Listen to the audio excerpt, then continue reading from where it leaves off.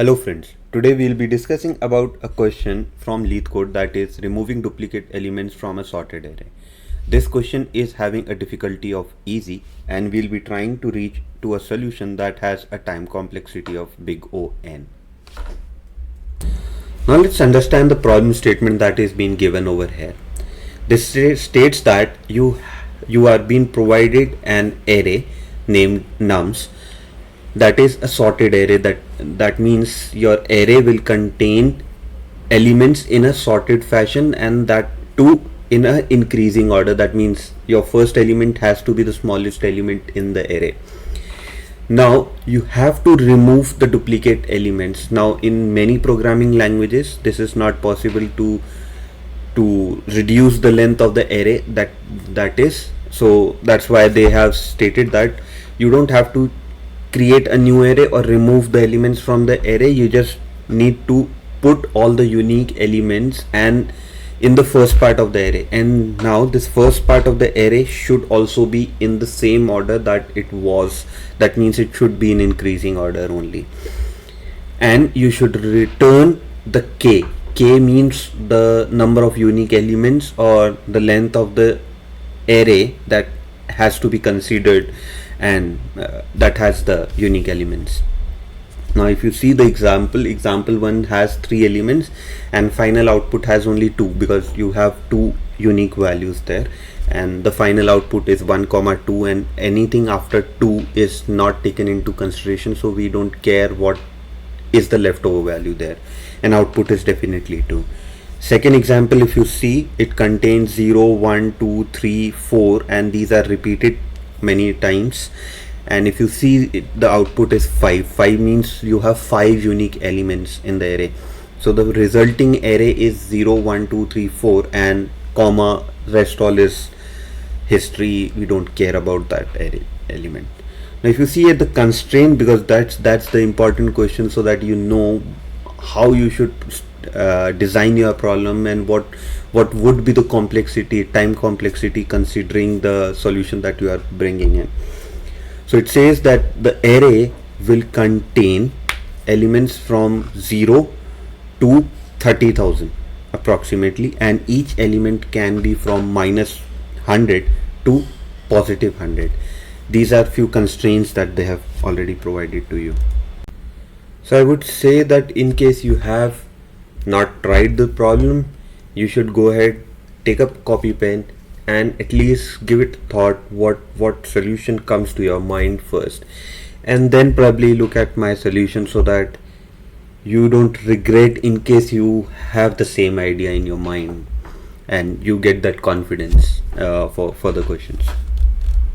So the solution that I found for this problem statement was having an array that we want as an output or final array in the first part, and what I will do is I'll normally consider that that we have this array as this part for sure, because if the array length is greater than 0, that means there has to be at least one unique element in the array.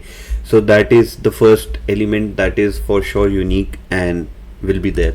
So this is my last element of my final array that I want to build, and the final array length would be 1, and now I would traverse from this position and keep moving one by one, and if I find any element that is greater than the last element, so it should not be less or equal to the last element of the final output array.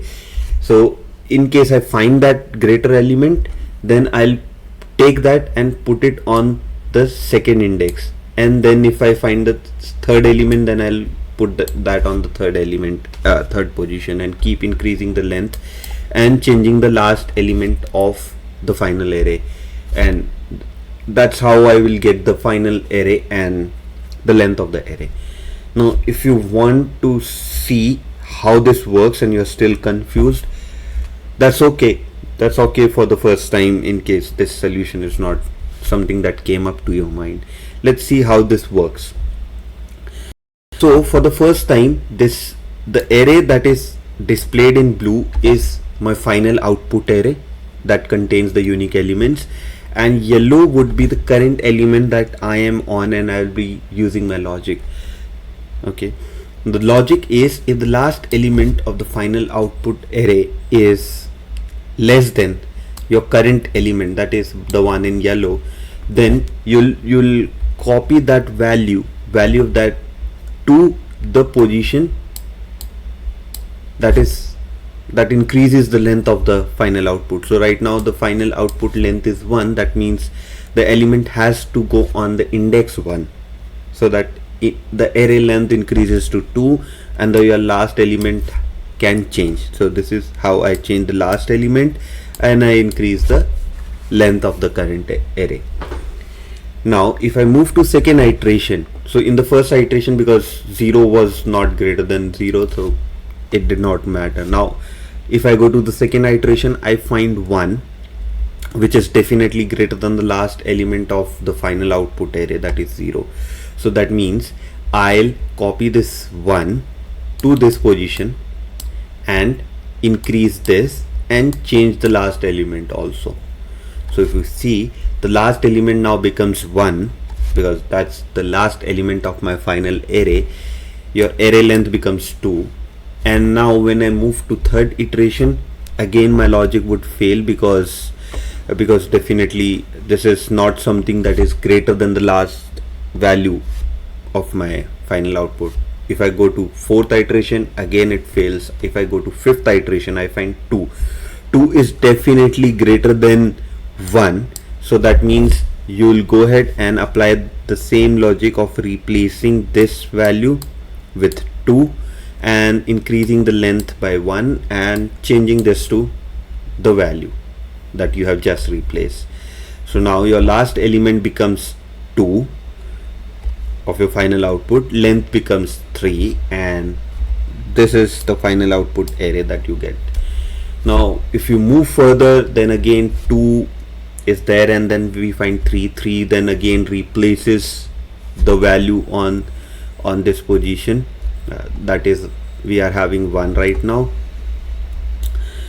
Now when we keep moving, and the final resultant array we can get in the last iteration, we got the final resultant array. Now if you note, the problem statement of this was keeping the unique elements on the first segment of your existing array, and if you see the final output, we have got the same thing. And it also expected you to return a value of k. K means the length of the final unique values, that is 5. Now if you see, the length is 5, so that means you have got to the solution. Now this is the code that I have used, where if the length of the array is 0, that means it does not contain anything, that means the output return would be 0, and if it contains something, then at least that is the length would be 1, output length, and the last value of the final output array would be the 0th element of your current. Even if all the elements in that num array is same, that then also your last value that is in the final output array would be the first value in the nums array. And then I run the loop from first index to the last and keep comparing it with the current value, the last value, and if I find the current value greater, then I'll do my swiping logic and those things and keep moving forward. In case you want this code, I'll put the GitHub link in the description of the video where you can find the code, and I have added some test cases. In case you guys feel to add more test cases, you can go ahead and add more test cases and keep testing the solution. So that's it for this video today, and in case you liked the video and it was helpful for you, please do not forget to like, share and subscribe to our YouTube channel. Also comment down below in case you want any particular question from LeetCode or Geeks for Geeks to be solved by us on Golang, or any other topics that you want us to cover for you guys using Golang. So go ahead and comment down below as much as you want, any topic on Golang, using Golang. We appreciate you guys to do that.